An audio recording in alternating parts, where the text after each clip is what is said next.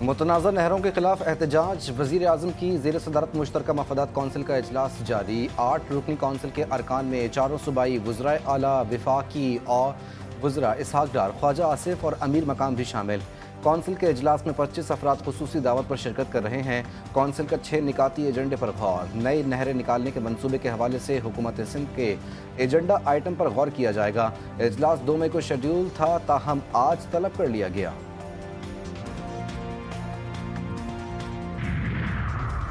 पहलगाम वाकया भारत का सोचा समझा इकदाम है। जारहत का मुंह तोड़ जवाब दिया जाएगा। सेनेटर्स ने सेनेट इजलास में कहा कि सन 2000 में सदर बिल क्लिंटन भारत पहुंचे तो 40 सिखों को मारकर इल्ज़ाम पाकिस्तान पर धर दिया।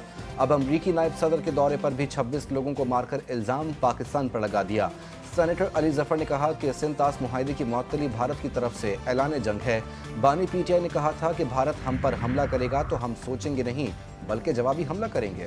खित्ते में कशीदगी के सबब साइबर हमलों का खतरा। National computer emergency response team की एडवाइजरी जारी। एडवाइजरी में कहा गया है कि हैकर्स जनूबी एशिया और वसती एशिया में कशीदगी का फ़ायदा उठा सकते हैं। पाकिस्तान में सरकारी इदारे और हसास इंफ्रास्ट्रक्चर साइबर हमलों के बड़े हदफ हो सकते हैं। दिफाई, माली और मीडिया शोबे भी साइबर हमलों का शिकार हो सकते हैं। साइबर हमलों के लिए स्पेयर फिशिंग, मालिवर और डीप फेक्स जैसे तरीके इस्तेमाल होने का खदशा। मोदी की पॉलिसियों पर भारतीय अवाम में बेचैनी। भारतीय अवाम मोदी की नाकामियों पर सख्त सवालात उठाने लगी। खातून ने कहा कि भारत में होने वाले तमाम दहशतगर्द हमले BJP के दौर में ही हुकूमत में क्यों होते हैं। भारतीय फौज बर्बरियत से बाज न आई। एक और जाली इनकाउंटर का पर्दा चाक। मकबूजा कश्मीर के रिहायशी अल्ताफ लाली को भारतीय फौज ने फेक इनकाउंटर में शहीद कर दिया। रिपोर्ट के मुताबिक भारत 1989 से अब तक 7000 से ज्यादा कश्मीरियों को मावराए अदालत कत्ल कर चुका है। खित्ते में बढ़ती कशीदगी के पेश नज़र साइबर हमलों का खतरा भी बढ़ गया। हैकर्स फायदा उठा सकते हैं। पाकिस्तान में सरकारी इदारे और हसास इंफ्रास्ट्रक्चर साइबर हमलों के बड़े हदफ हो सकते हैं। National computer emergency response team ने एडवाइजरी जारी कर दी। पहलगाम में फॉल्स फ्लैग ऑपरेशन को भारतीय हिंदुओं ने BJP का ड्रामा करार दे दिया। हिंदू पंडित ने कहा, कहाँ ढूंढते फिरोगे, हमले का कसूरवार आपके अंदर है। हर गुजरते दिन के साथ मोदी का फॉल्स फ्लैग हमला और इसके पीछे छुपी साजिश बेनकाब हो रही है।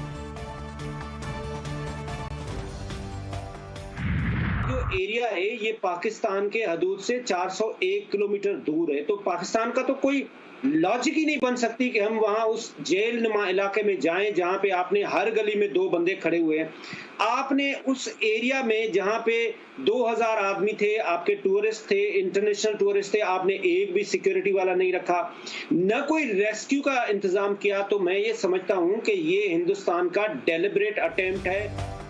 जनूबी एशिया पर जंग के बादल मंडलाने लगे। भारत की जारहाना सोच, पहलगाम जैसे वाकयात खत्ते का अमन खतरे में, लेकिन पाकिस्तान खामोश नहीं रहा। भरपूर सफारती महाज पर भारत की साजिशों को बेनकाब किया। अक़वाम मुत्तहिदा की सिक्योरिटी काउंसिल में मजबूत आवाज़ बुलंद करके आलमी ज़मीर को झंझोड़ा, लेकिन दुश्मन बाज नहीं आ रहा। क्या भारत वाकई जनूबी एशिया के अमन का सबसे बड़ा दुश्मन बन चुका है?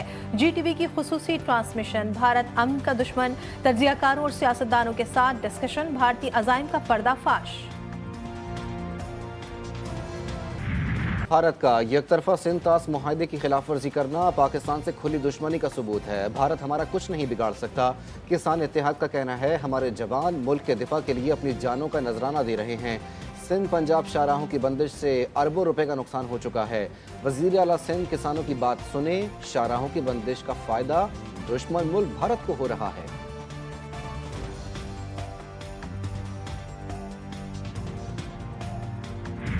भारत नफरत की आग में इंसानियत भूल गया। पाक भारत कशीदगी की वजह से कराची का माजूर नौजवान इलाज से महरूम। भारत ने पाकिस्तानी नौजवान को इलाज के बगैर वापस भेज दिया। जख्मी नौजवान की वालिदा भारतीय पासपोर्ट पर भारत गई थी। पाकिस्तान ने मुश्किल इक्तिसादी हालात के बावजूद मईशत के बुनियादी ढांचे को मुस्तहकम किया। GDP और ज़र मुबादला ज़खायर में कमी जैसे चैलेंजेस का सामना किया, मगर अब तरक्की का अमल दोबारा शुरू हो चुका है। वजीर खजाना मोहम्मद औरंगजेब का हार्वर्ड यूनिवर्सिटी में पाकिस्तान की मुआशी तरक्की पर खिताब, मालियाती इस्लाहात, निजकारी और ग्रीन फाइनेंस के फ़रोग की अहमियत पर जोर। कहा, पाकिस्तान ने अवामी कर्ज को GDP के 75% से कम करके 67.2% तक ले आया और महंगाई में भी तारीखी कमी आई है। अवाम के लिए खुशखबरी, बिजली सारिफीन के लिए एक और रिलीफ का इम्कान। माहाना और सहमाई एडजस्टमेंट कीमत में बिजली सस्ती करने की दरख्वास्त दायर। नेपरा में दरख्वास्त की समाअत कल होगी। माहाना एडजस्टमेंट के तहत बिजली 3 पैसे फी यूनिट सस्ती करने की दरख्वास्त की गई। सहमाई एडजस्टमेंट कीमत में बिजली 1 रुपये फी यूनिट सस्ती होने का इम्कान।